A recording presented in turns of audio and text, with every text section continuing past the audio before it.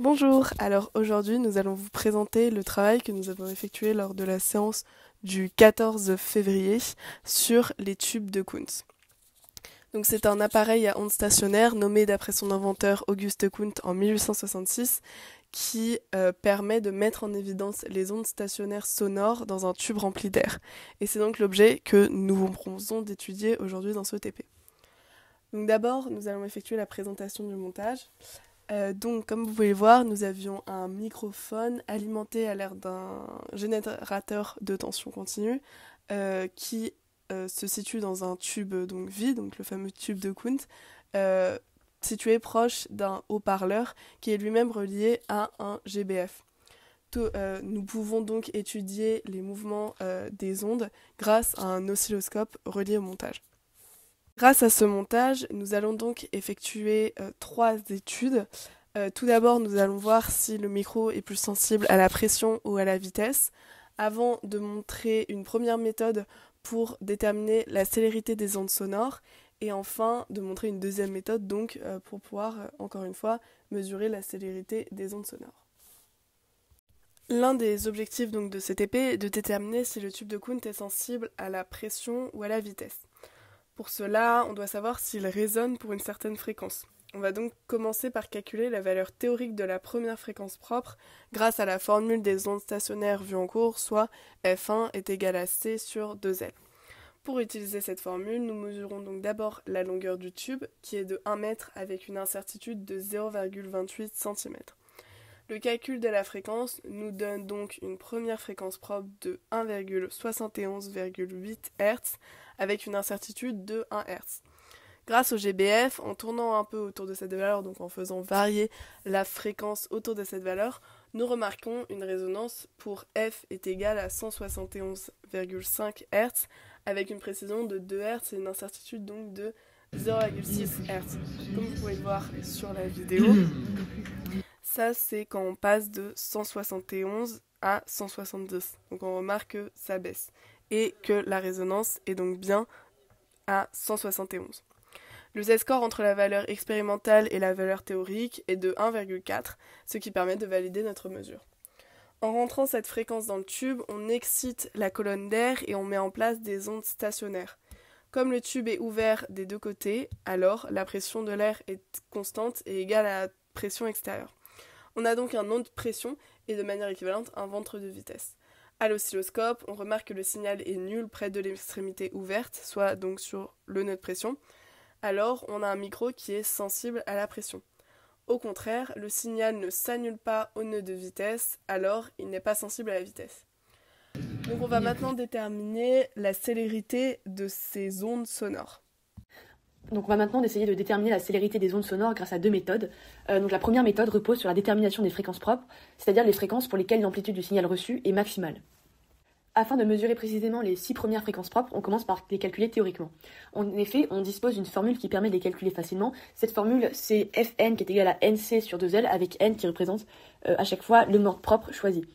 Comme pour la première fréquence propre, on se place autour de chaque fréquence, calculée donc théoriquement, et ensuite on règle pas à pas les fréquences sur le GBF pour obtenir la véritable valeur pour laquelle l'amplitude du signal est maximale. Donc on retrouve les valeurs théoriques et expérimentales dans le tableau. L'incertitude sur les valeurs théoriques vient du fait que les fréquences dépendent de la longueur du tube, et on avait déjà une incertitude sur la longueur du tube.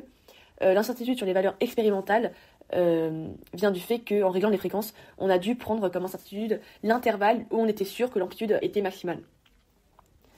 Donc ensuite, on trace la courbe des fréquences obtenues en fonction des modes propres sur Python. Puis toujours grâce à Python, on fit cette courbe pour obtenir une coefficient de droite, le coefficient directeur de la droite qui est A.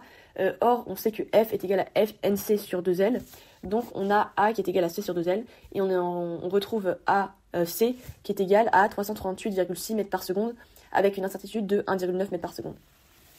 La valeur théorique est donnée par C est égale à 342,3 mètres par seconde à 18 degrés Celsius. Et le z-score entre la valeur théorique et la valeur expérimentale est donc égal à 1,9. Ce z-score est bien inférieur à 2 et donc on a une mesure qui est cohérente. La deuxième méthode pour déterminer la célérité des ondes sonores se base sur la détermination des longueurs d'onde associées au mode propre. Donc pour cela, on se place à nouveau à chaque fréquence calculée précédemment. Et d'après la définition de la célérité, on a que C, donc la célérité, est égale à la fréquence fois la longueur d'onde. Donc on se place donc à ces différentes fréquences propres, et on déplace le micro dans le tube pour observer des nœuds et des ventres de pression, comme on le voit sur la vidéo. Un nœud de pression correspond à un point particulier du tube où l'amplitude du signal reçu est minimale, alors qu'un ventre de pression correspond à un point du tube où l'amplitude du signal reçu est maximale.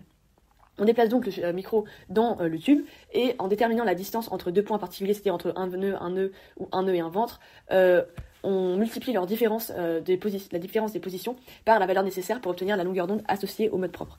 Donc par exemple pour le mode 3, on repère la position des deux nœuds au milieu. Donc nous, on avait 35 et 68, et on a multiplié la différence de leur position par 2 pour obtenir donc la longueur d'onde associée au mode 2, pour donc avoir un signal qui est complet. La source primaire d'incertitude dans la mesure de lambda vient du fait qu'on doit se placer dans un intervalle pour avoir la position exacte pour repérer les positions particulières des nœuds et des ventres. On trace ensuite dans Python le graphe de la fréquence en fonction de l'inverse de la longueur d'onde, puisque d'après la définition de la célérité, la fréquence est inversement proportionnelle à la longueur d'onde. Et donc, ensuite, après avoir fixé cette courbe, on a le coefficient directeur de la droite qui est donc égal à la célérité, et qui est donc égal à 334,18 mètres par seconde, avec une incertitude qui est ici très élevée, qui est de 17,33 mètres par seconde. Ensuite, on calcule le z-score de ces mesures, et on trouve un z-score qui est égal à 0,47, qui n'est pas particulièrement élevé, mais qui est bien inférieur à 2, et ça, on pouvait le prédire à cause de notre incertitude qui était relativement très élevée. Si on choisissait de comparer les mesures obtenues non pas à la valeur théorique, mais à la valeur obtenue dans la méthode 1, on obtient un z-score qui est aussi bas, qui est de 0,29, mais qui est donc toujours inférieur à 2. En conclusion, on a étudié le phénomène des ondes stationnaires grâce à un outil qui est le tube de Coulomb.